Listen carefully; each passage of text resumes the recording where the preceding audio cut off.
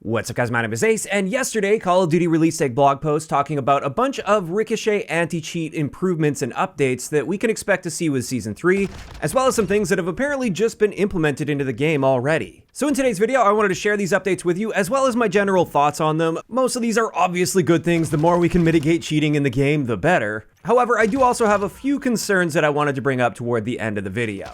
And diving right in, the first thing they mentioned is they now have a replay investigation tool, which is basically an internal theater mode for the developers to further investigate suspected cheaters. And with this, they mentioned it will automatically capture and store all match data for the highest tiers of competition in ranked play, as well as from suspicious accounts across all regular multiplayer modes, so outside of ranked play as well. So from the sounds of it, it's only going to be capturing in those specific scenarios. So if you're playing in like bronze levels in ranked play, for instance, it's not likely recording that data unless there's already a suspected cheater in that lobby and they want to gain more data on that to see if they are actually cheating.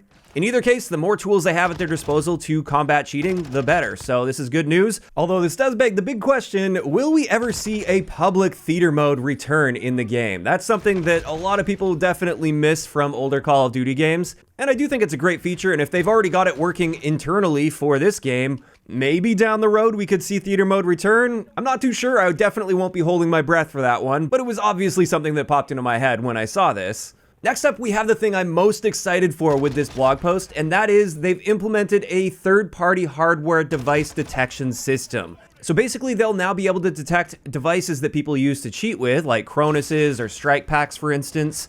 And apparently this is going to work for both console as well as PC, and they mentioned it's already deployed now. And this is something that's been a really long time coming for Call of Duty. While things like Cronuses and strike packs aren't as impactful as actual like aimbots and wall hacks, it is still cheating, and I'm glad they've finally been able to take some measures to potentially deal with that. Having said this though, I feel like they're being a little bit lenient with this, at least so far based on what we've seen in the blog post. They mentioned here, if they detect that you're using a Cronus, for instance, you're just going to get a warning when it's first detected. So the same as if somebody reports you for offensive chat or something. You'll have this little notification that pops up on the top of the screen, but it doesn't look like it's actually going to stop you from playing the game with it. It's literally just going to give you a warning. And then after that, they mentioned that continued improper use of these devices may lead to additional warnings, the deployment of mitigations, account or feature suspensions, or the banning of the offended account across Call of Duty titles. And all of that seems quite lenient to me. It seems like if you do get a warning, you can still play the game just fine with your Cronus, for instance, and you can keep doing that until you continue to get more and more warnings, and then maybe you will end up getting banned for that. To me, that seems way too lenient. If they're able to detect these devices, it should just lock you out of matchmaking until that device is unplugged. Or if for some reason that's not viable, maybe like one warning, and then if you're caught with it again, you're banned. Now, I suspect the reason they're being so lenient with this is maybe this is just early on with this detection system, and maybe it's not 100% accurate, and therefore they don't want a ton of false positives when it comes to this. They don't want to be banning a bunch of people that weren't actually using an unsupported device, for instance. So that's my best guess. Maybe they want to get this out in the public, collect a ton of data from users in order to improve the accuracy of this, and then maybe they can go more strict with the punishment for it. I'm not too sure. Like I said, that's just my best guess as to why they're being so lenient here, but I'd definitely like to see them being a lot more strict with this in the future. In either case, at the very least, this is a great step in the right direction. I honestly didn't expect to see this at all, and I am happy to see that they're at least finally implementing some measures to combat Cronuses, because up until this point, there's been nothing. But then let's move on to the next part of the blog post here, and this is in-game mitigations for people that are suspected of cheating or caught cheating. And with this, they showed off 3 of the different mitigation techniques. The first one is cloaking, where the cheater will be unable to see legitimate players in the game, like they're just completely invisible, whereas the legitimate players can see and shoot and kill the cheaters. Next, we have disarm, where it will literally just take the guns and equipment away from cheaters in the middle of a match if they're caught cheating. And then finally, there's damage shield, which has been around for quite some time. And with this, cheaters won't be able to deal any actual damage to legitimate players. They'll get hit markers, but it won't actually be dealing damage. And with all of these, the reason they implement these instead of immediately banning people is it allows them to collect really valuable data on people that are cheating to help them further improve their systems over time. Whereas if they just ban them outright, they wouldn't have the opportunity to collect that data. And on top of that, it's obviously a pretty big deterrent to people that are like paying for cheats, for instance, if they find their gameplay experience is now horrible. They can't see other players, they can't deal damage to other players. Maybe some of them at least will think twice about paying for those cheats. And then finally, for this blog post, it looks like they're going to be implementing new options for reporting people in-game.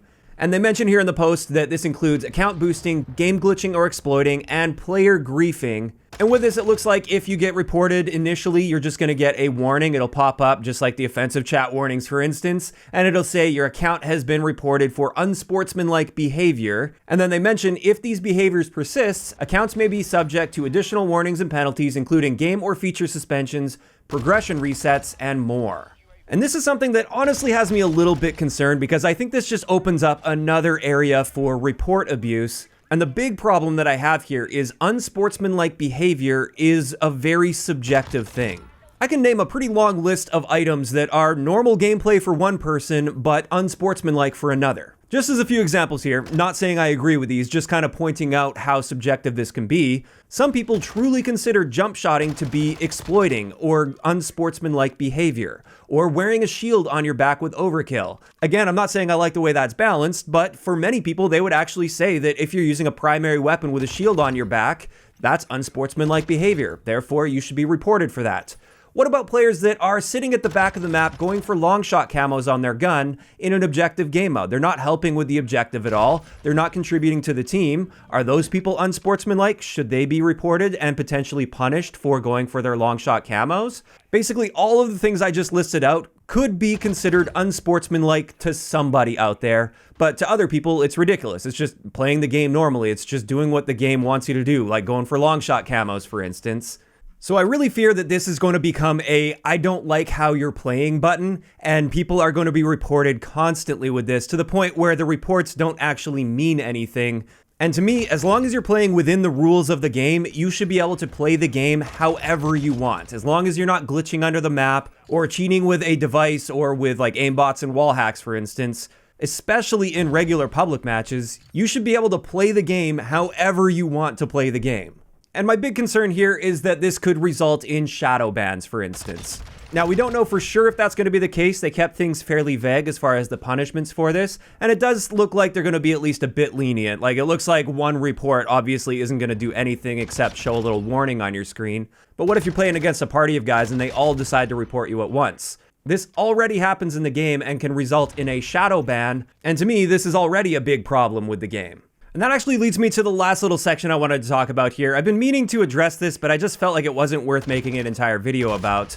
And this is the false shadow ban issue that's currently going on in the game. Now, for those that aren't aware, it appears that if you get reported enough in the game, this has nothing to do with anything actually detecting that you're cheating. It's only due to reports from other players.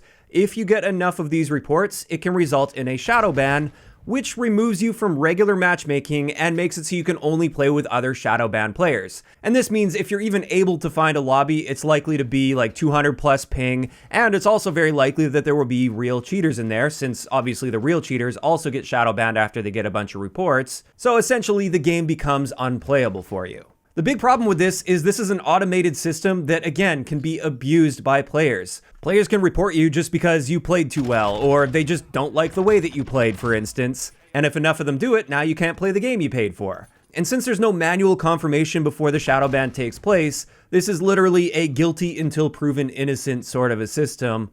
And that would be really frustrating to deal with. Now, just a side note there, if you want to check to see if you ever are shadowbanned, if you're finding it's taking way too long to find a lobby and it's like 200 ping, I will leave a link in the description of the video here. You can actually check on the Activision website. You just have to log into your account there, and it will tell you if any games are currently under review. So if you are shadowbanned, it should look something like this. I just had to Google to find this image here. Whereas if you aren't shadowbanned, it will look more like this. You'll see a check mark, and there will be no bans detected. Now, unfortunately, if you are shadow banned, this can often take days and sometimes even weeks for that shadow ban to clear so you can get back into regular matchmaking.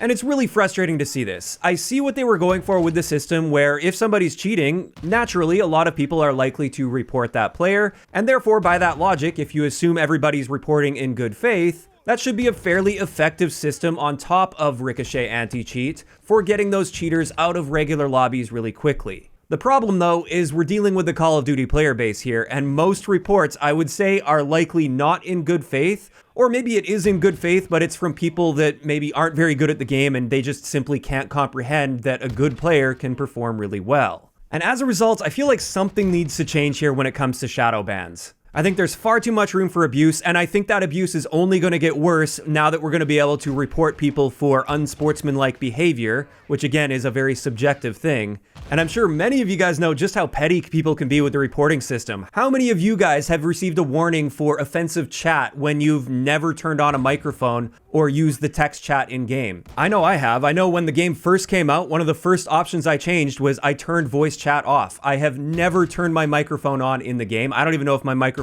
works. And I should also mention, of course, I never used the text chat option, and yet I've received multiple reports over the months for offensive chat.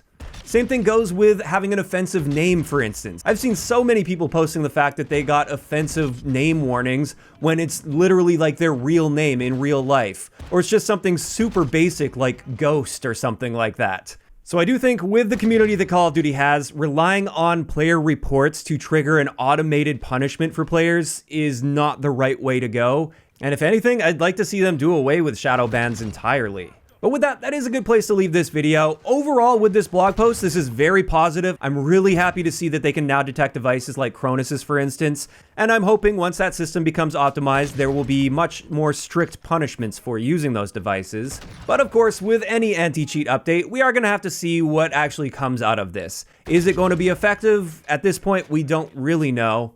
And also, of course, it is a constant back and forth battle between the people developing the cheats and the anti-cheat teams. So even if this does work for at least a short period of time, I'm sure they'll find a way around it eventually. So it's just a constant back and forth battle. Now, of course, these are all just my thoughts, and I'd love to hear what you guys think about all of these anti-cheat updates in the comment section down below. And I'm also curious to hear what your take is on shadow bans for excess reports in the game.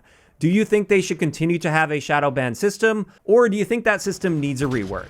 Just let me know down below. If you enjoyed the video, a like rating is always appreciated, and don't forget to subscribe for more if you haven't already. I'll talk to you guys next time.